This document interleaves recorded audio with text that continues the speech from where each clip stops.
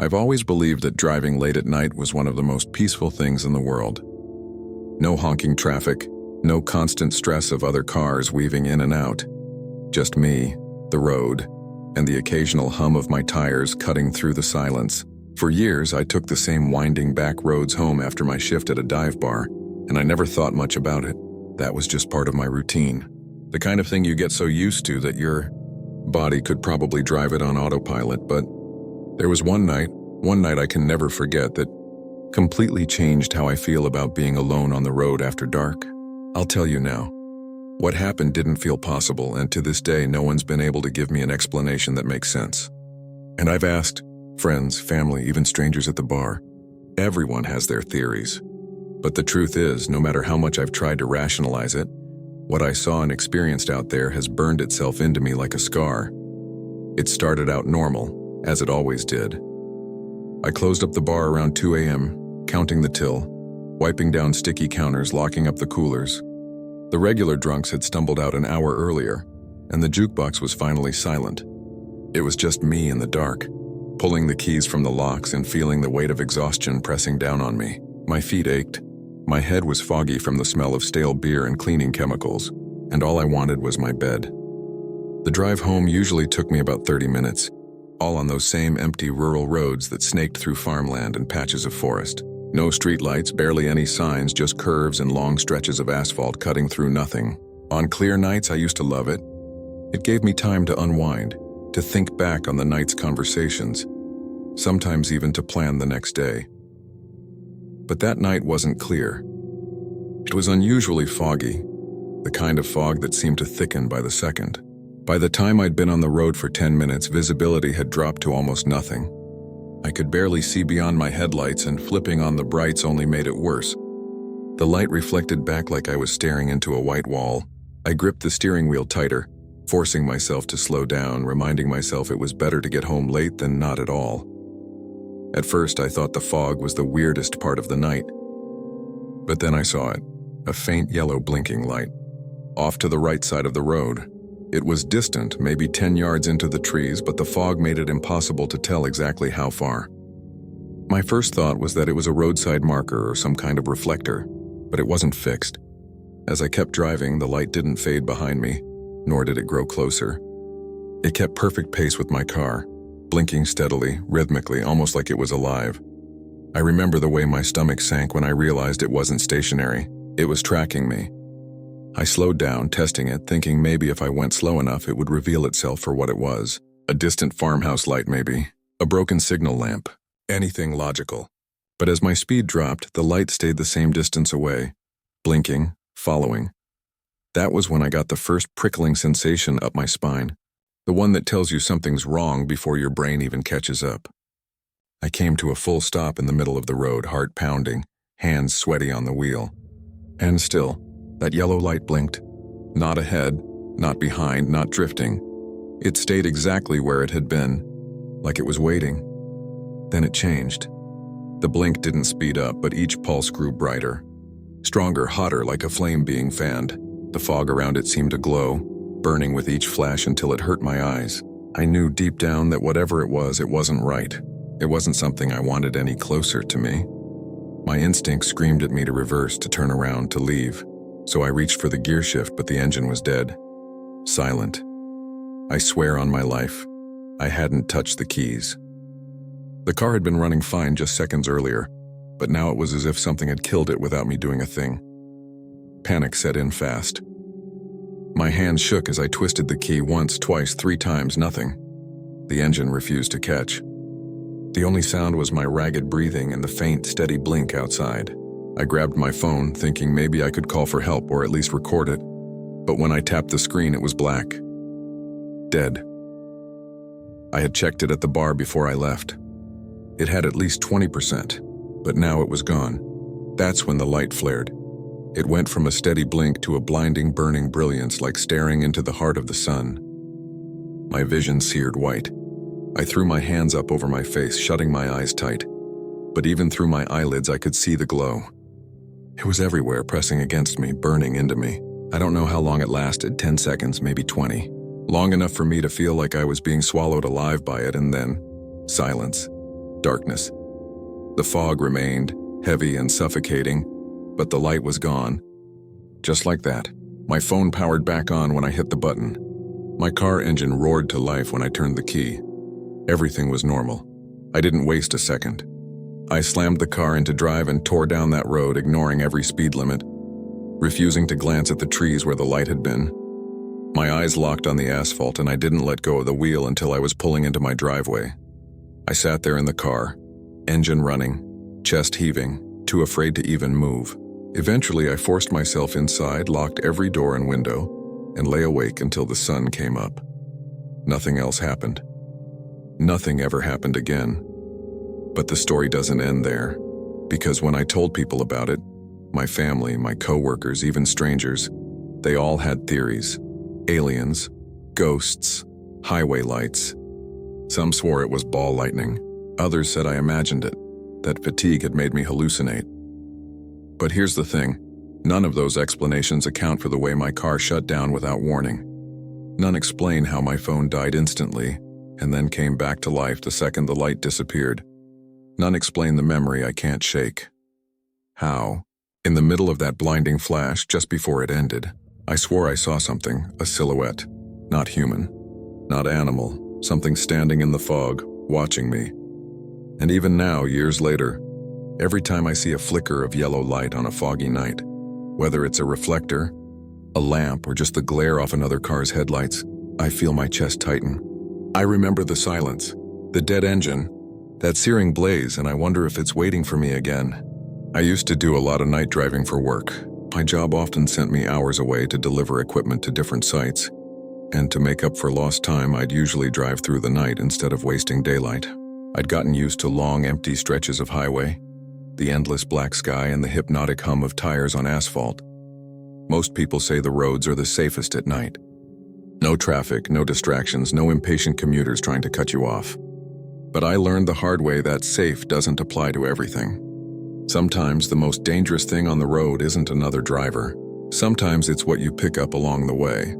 It was late summer, just after midnight, when I found myself on Route 19. That stretch of road cuts through some of the most rural parts of the state. We're talking nothing but forests, swampy ditches, and the occasional rundown gas station that probably hadn't been updated since the 70s. I'd been driving for nearly 3 hours and hadn't seen another car in at least one. The air was sticky with humidity, the kind that makes your clothes cling to your skin, and my AC was on the fritz, so I was already irritable. That's when I saw him. At first, I thought it was just a trick of my headlights catching something reflective. But as the beams stretched forward, I realized there was a man standing on the shoulder of the road. Tall, thin. He was facing me, arms stretched out, thumb in the air, a hitchhiker.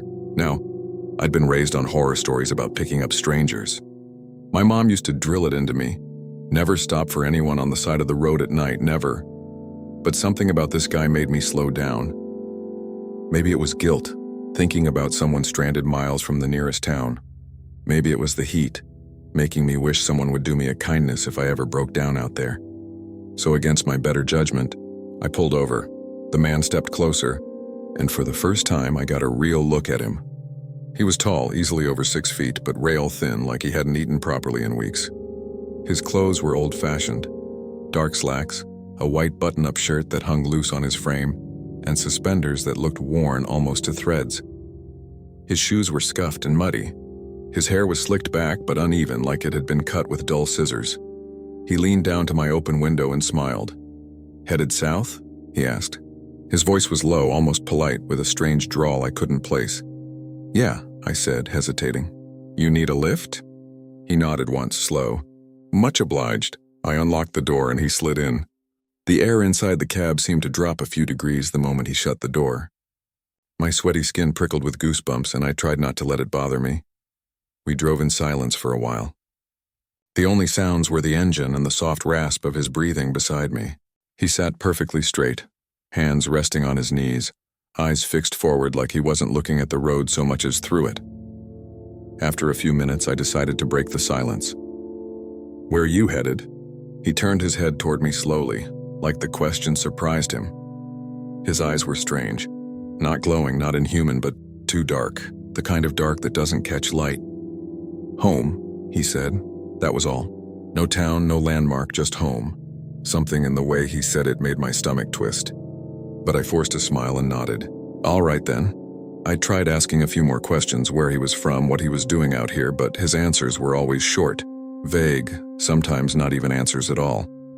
He spoke so little it was like he didn't understand how conversation worked. The longer he sat there, the heavier the air felt. Like I'd let something in I shouldn't have. Then he started humming. At first it was so low I thought it was the engine. But after a while I recognized the sound, a slow, tuneless hum almost like a lullaby.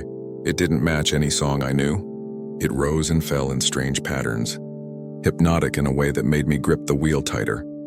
And then, he said something. You shouldn't have stopped. His voice was calm, matter of fact. A chill raced down my spine. I glanced at him, trying to play it cool, like I hadn't just heard the most unnerving thing imaginable from a stranger in the middle of nowhere. What do you mean? I asked. He didn't look at me. His eyes were still fixed straight ahead. Most people don't, he said. Most people keep driving. They don't see me. My throat went dry. What do you mean they don't see you? He smiled again. That same polite, thin-lipped smile that didn't reach his eyes. Some of them used to, he said softly. Not anymore. I don't know what it was about those words, but my instincts screamed at me that something was wrong. Deeply wrong. I wanted him out of the car. I nodded quickly, forcing a laugh. All right, buddy. Think this is your stop. I slowed down and pulled onto the shoulder. Good luck getting home. But he didn't move. He just sat there, still humming, still smiling. Come on, I said, voice shaking. End of the line, he turned to me then. And I swear, his eyes weren't just dark anymore. They were empty, like holes punched through his face, endless swallowing pits of black. My chest seized up, panic clawing through me. I yanked the door handle, ready to shove him out myself, but before I could even touch him, he was gone. Not like he got out of the car. Not like he ran. He was just gone. 1 second sitting there, the next second nothing but an indentation in the seat. The air snapped back to normal. Warm. Heavy. My skin damp with sweat again. I sat there on the shoulder of Route 19, my whole body trembling, staring at the empty passenger seat. I don't remember how long I stayed there before I forced myself to drive again. All I know is I didn't stop until I saw the neon glow of a gas station hours later. I stumbled inside, pale and shaking, and when the cashier asked if I was okay, all I could say was, never pick up hitchhikers. To this day, I don't drive Route 19 at night. Hell, I don't pick up anyone. Not after that, because I know deep down that he's still out there, waiting, and maybe next time someone won't be able to get rid of him. I used to think I was immune to road paranoia. You know what I mean? The fear of being followed, the nagging thought that the car behind you is tailing you on purpose. I did so much driving for work and family trips that I thought I'd grown out of it. The road was just the road. People drove the same way to the same towns. Coincidence, nothing more, but one night proved me wrong. It proved that sometimes your gut isn't lying. Sometimes the thing behind you really is after you. This happened about 5 years ago, when I was driving back from visiting my brother in a neighboring state. It was late, later than I'd planned because I stayed for dinner, then drinks, then we ended up watching a movie. By the time I hit the road, it was almost midnight, and I had a 4-hour drive ahead of me. The first half of the trip was easy. Highway, cruise control, occasional truckers. I kept myself awake with loud music and gas station coffee, trying to stay focused. The last stretch was the hard part. 60 miles of back roads through farmland, forest, and little towns that seemed frozen in time. No lights except my own. Around 2:30 a.m., I realized I hadn't seen another car in at least half an hour. Just me and the black road unrolling endlessly ahead. I tried to convince myself it was peaceful, but the quiet had an edge to it. The kind of quiet that presses on your eardrums until you start imagining things. That's when I saw the headlights. At first, they were far in the distance, a faint glow behind me. My rear view caught them every few seconds as I rounded bends in the road. Nothing unusual. Someone else finally using this godforsaken route. But 10 minutes later, they were still there. Same distance, same glow. Not gaining, not falling back. I kept telling myself it was coincidence. Maybe they were headed to the same town. But as the minutes stretched on, that explanation stopped working. Every turn I made, they made. Every slow bend, every curve, they followed. Always at that same distance. It wasn't like normal tailing. A normal driver either passes you or eventually drifts out of sight. This car didn't do either, it just stayed. I told myself not to be paranoid. That's what I always did. But the longer it went on, the more the hair on the back of my neck stood on end. After 20 minutes, I decided to test it. At the next intersection, I flicked on my blinker and turned left onto a smaller, darker road that I didn't usually take. My hands were slick with sweat, gripping the wheel too tight. The car followed, no hesitation, no pause. Just turned when I turned, like it had always planned to. My chest tightened. I tried to laugh it off, saying out loud to myself, coincidence. Just coincidence. But my voice cracked, betraying how scared I was. Another 5 minutes. Another turn. The car followed. At this point, my heart was pounding so hard I could hear it in my ears. I tried to think rationally. Maybe it was a cop, though there were no sirens, no flashers. Maybe it was some local just taking the same back route. But deep down, I knew it wasn't that. It felt intentional, personal. I decided to push it. I pressed harder on the gas, letting my car speed up to nearly 80 on a road built for 55. My headlights bounced, my tires whined.